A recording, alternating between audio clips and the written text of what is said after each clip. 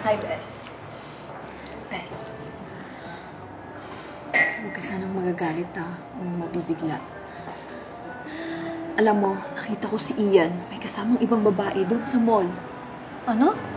Nang bababae yung boyfriend ko? Kailangan... Ano? Ano? Para makita siya? Kailangan mo talaga siya makita? Tapos ano, iiyak ka? At isang sorry niya lang, papatawarin mo na. Alam mo, Bes, ang tanga mo. Kailan ka ba magigising?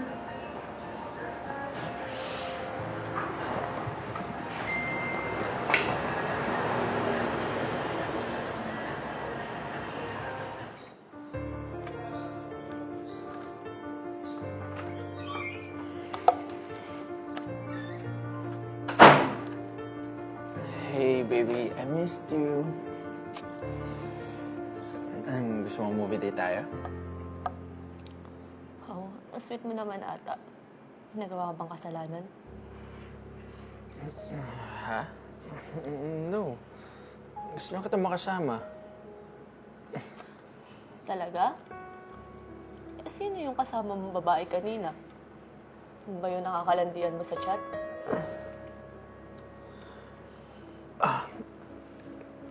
Ito na naman ba tayo, Eya? Kaibigan ko lang yun. Kaibigan? Pero kayong dalawa lang yung magkasama? Sobrang sweet nyo pa nga eh. May pahalik-halik ka pa sa noo. May pa-holding hands pa kayo nalalaman. Yun ba yung kaibigan? Fuck, Eya naman. Di ka ba talaga titigil, ha? Ano gusto mong mangyari? Grabe, Ian. Ilang beses kitang binigyan ng pagkakataon, pero hindi mo pinahalagahan. Bakit ba sobrang hirap sa'yo pahalagahan yung relasyon na to? 5 taon, Ian. 5 taon. Pero sa 5 taon na yun, nagkaroon ka ba ng pakialam sa akin? Wala! Anong gusto mong palabasin, ha? Na wala kang kwentang boyfriend? Ano bang gusto mo? Anong gusto ko? Gusto ko lang naman mahalin mo ako bilang girlfriend mo. Gusto ko lang naman pahalagahan mo ako. Mahirap ba yun? Mahirap ba akong mahalin? Hindi mo alam kung gaano kasakit matulog gabi-gabi na mabigat yung pakiramdam. Hindi mo alam kung gaano kasakit malaman na hindi ka sapat. Hindi mo alam kung gaano ako umiiyak. Kakatanong sa sarili ko kung may nagawa ba akong mali. I really tried to be the best girlfriend you had. Pero wala eh. Nasanay ka. Nasanay ka na lagi kitang patatawarin sa tuwing nagkakamali ka. Nasanay ka na lagi ako nandito. Nasanay ka. Kaya paulit-ulit mo ako niloloko at ginagago. I'm sorry. Pero pagod na ako. So, anong gusto mo? Break tayo? Sige, kung yun yung gusto mo, mag-break na tayo!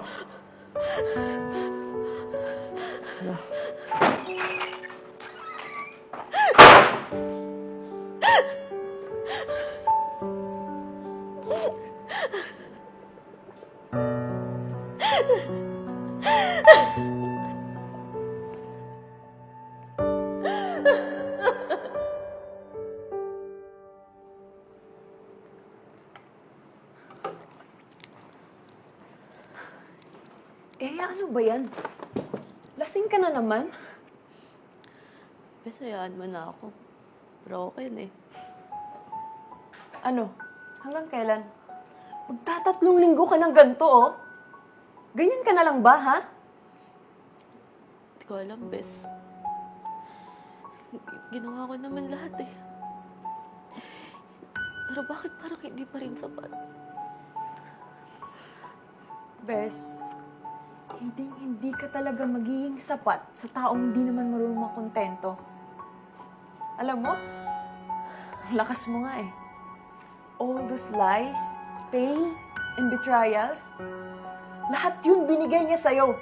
Pero, ano, nagawa mo pa rin siyang patawarin. Sabi nga nila, you deserve what you tolerate. Mahal ko, Bes eh.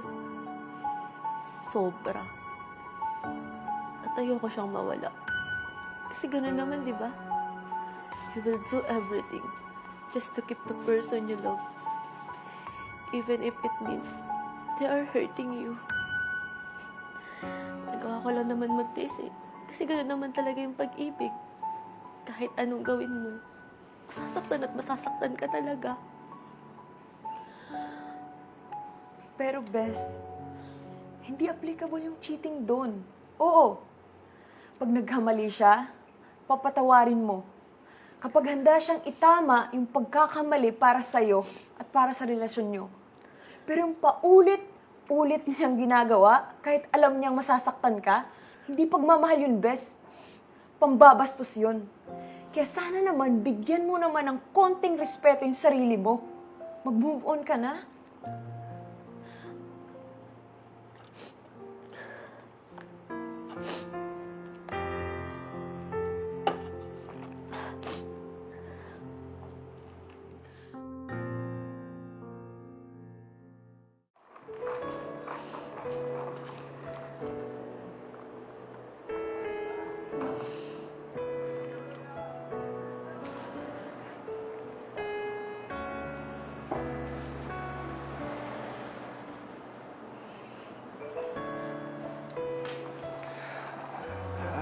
Eya?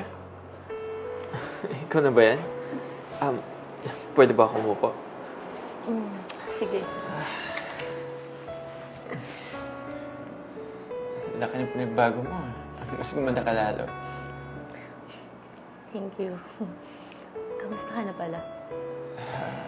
Okay lang naman. Mabuti naman at ayos ka. Nga pala, 3 taon na tayo nung magkahiwalay, pero gusto ko sanang humingi ng sorry sa'yo sa mga nagawa ko noon. Nako, okay na yun. Ikaw na rin naman nagsabi, di ba? Na matagal na yun. Oo nga naman, matagal na, pero gusto ko din magpasalamat sa'yo eh. Para saan? For making me a better person.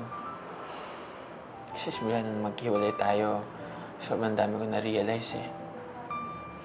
Mabuti naman at marami kang na-realize. Oo nga eh. At yun yung pahalagan yung mga bagay na meron ako ngayon. Tulad yung girlfriend ko, na fiancé ko na ngayon. Parang last month lang nag-propose ako, tapos next month, kakasal na kami. Pinangako ko kasi sa sarili ko na gagawin ko sa kanya yung mga bagay na hindi ko nagawa sa'yo noon. Fiancé? Oo. Sayang nga, di ko siya nasama ngayon eh. Nag-aasikaso kasi siya ng wedding dress niya. Wow. Congrats ah. Thank you. Thank you so much kasi madami akong natutunan eh. Simula nung naghiwalay tayo. Kaya hindi ko nahahayaan na maulit pa yun. Hindi ko nahahayaan mawalan pa ng babaeng kagaya mo. Thank you so much, Aya. Salamat. Kasi binago mo ako. Kundi dahil sa'yo, hindi sana ako magiging mabuting boyfriend sa girlfriend ko ngayon. Sobrang madrama na.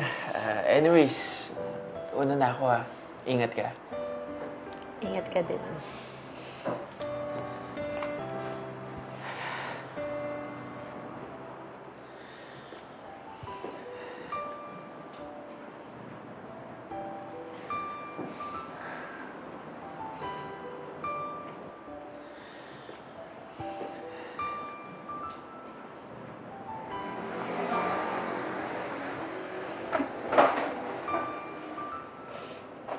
It's been 3 years nung naghiwalay kami. Akala ko okay na ako. Sakit pa rin pala. Ang sakit kasi deserve ko namang itrato at mahalin ng tama. But sadly, hindi ko naranasan yun. Kasi mas naranasan kong masaktan bago siya natuto. Dapat masaya ako eh. Dapat masaya ako para sa kanya eh. Kasi nagbago na siya. I should be happy. Because I built him. Not for me. But for someone else.